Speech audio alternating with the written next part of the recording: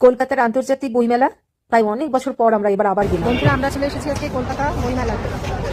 5 জানুয়ারি থেকে 3 ফেব্রুয়ারি অবধি হচ্ছে, প্রতিদিন দুপুর 12টা থেকে রাত 8টা। এটা হচ্ছে গেট নাম্বার 6। আমরা হাওড়া থেকে মেট্রো চেপে এসেছি। করুণাময়ী স্টেশনে নেমে 6 নম্বর গেট আছে, স্টেশনের কাছে 6 নম্বর গেটের কাছে দাঁড়িয়ে আছে। হ্যাঁ, আমরা ব্যান্ডেল থেকে হাওড়া গেছি, হাওড়া থেকে মেট্রো ধরে তারপর চলে এসেছি বইমেলাতে। আর এটা হচ্ছে 49th মানে 49তম আন্তর্জাতিক বইমেলা। ঠিক 12টার সময় আমাদের মানে ভেতরে ঢোকার পারমিশন দিল। তো আমরা ভেতরে প্রবেশ করে প্রথমেই দেখছি এখানে খুব সুন্দর ফুল দিয়ে সাজানো আমাদের বর্তমান যে রাজ্য সরকার তার সমস্ত কাজ, তার এখানে আর কি মানে আর কি সেগুলো গানের মাধ্যমে এখানে বলা হচ্ছে। সেটা খানিকটা ঘুরে তারপরে আমরা এবার বইমেলাটা ঘুরবো। আর এখানে দেখলাম সরস্বতী পুজোও হয়েছে। তখন তো সবে মাত্র 12টা বাজে, তাই লোকজন একটু কমই এসেছে। একটু বেলা করে গেলে আপনাদের অনেক সুবিধা হবে। আমি ওখান থেকে লাইভ করেছিলাম, সেটাই বলেছিলাম যে আপনারা যারা আসবেন একটু দেরি করে আসলে ওখানে অনেক গেস্টরা আসেন, অনেক ভিআইপিরা আসেন, তাদের সাথে দেখা সাক্ষাৎ করতে পারবেন। তো বিভিন্ন বুক স্টলগুলোতে ঘুরে ঘুরে আমরা বই দেখছি। আমরা কিছু বই কিনেছি আমাদের, যেগুলো আর কি আমরা ভেবে গেছিলাম। আর আগে থেকে যদি স্টল নাম্বারগুলো দেখেছেন তাহলে আরো বেশি সুবিধা হয়। আমরা ঢুকেছিলাম 6 নম্বর গেট দিয়ে। আর এছাড়া আরো অনেকগুলো গেট আছে।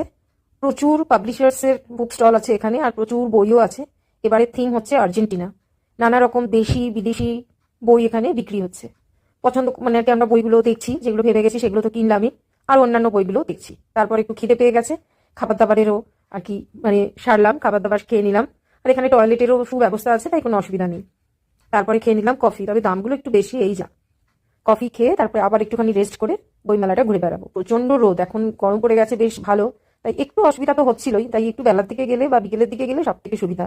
এখানে পুরোনো দিনে যে বায়োস্কোপ দেখানো হতো সেইগুলো আর কি হচ্ছে, তবে আমি ভেতরে ঢুকে দেখিনি। 100 টাকা টিকিট কেটে দেখতে হয়। সব থেকে নজরে পড়লো এই মানে আর কি এই যে দেখুন ফুড স্টলগুলোতে। বুক স্টলে যতটা না ভিড়, এই ফুড স্টলে বেশি ভিড়। যাই হোক, লোকজনের দুপুরবেলা তো খিদে পেয়ে গেছে, তাই তারা এখানে খাওয়া দাওয়া সেরে নিচ্ছে। আর এখানে বিভিন্ন মানে ব্যায়াম শেখানো হচ্ছে, যার মাধ্যমে কিনা নানান রোগের থেকে মুক্তি পাওয়া যাবে। সেসব দেখে আমরা দেখছি। পরিবেশটা সত্যি এক কথায় একদম অসাধারণ। এরকম পরিবেশে আসলে দেখবেন খুবই ভালো লাগে। প্রচুর লোকজন এসেছে, মানে আস্তে আস্তে যত বেলা বাড়ছে প্রচুর লোকজন আসছে। আর এখানে আসা তো খুবই সুবিধা। হাওড়া থেকে আপনি ওই সেক্টর 5-এর মেট্রো ধরে নেবেন। সেখান থেকে মানে হাওড়া ময়দান থেকে সেক্টর 5 এর আগের স্টেশন মানে আগের স্টেশনই হচ্ছে করুণাময়ী। ওখানে নেমে একদম সামনেই বইমেলা আর কি বসেছে, তাই আসা যাওয়ার কোনো অসুবিধাই হবে না। প্রচুর দোকান আছে, প্রচুর বুক স্টল। এই রামকৃষ্ণ বিবেকানন্দ এই বেদান্ত সাহিত্য এই স্টলে ঢুকে বেশ কিছু ভালো ভালো বই আমরা কিনেছি, বিবেকানন্দের, সারদা মায়ের, রামকৃষ্ণ পরমহংসদেবের, যেগুলো পড়তে আমাদের এখন খুবই ভালো লাগছে।